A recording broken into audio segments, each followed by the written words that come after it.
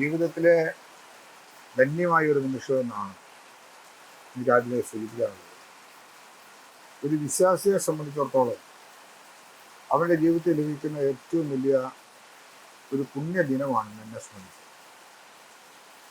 ഇവിടെ സൂചിപ്പിക്കപ്പെട്ടതുപോലെ തോമസച്ചൻ 12 വർഷങ്ങൾക്കപ്പുറത്ത് പരിശുദ്ധ കുർബാന മധ്യേ തിരുവോസ്തിയിൽ ഈശോയുടെ തിരുമുഖം പതിഞ്ഞത് കണ്ടു എന്നുള്ളതാണ് പ്രധാനപ്പെട്ട കാര്യം. അച്ഛനുണ്ടായ ബുദ്ധിമുട്ടും ആകുലതയുമെല്ലാം അന്ന് അടുത്തുണ്ടായിരുന്നവരുമായി ഷെയർ ചെയ്യപ്പെട്ടു.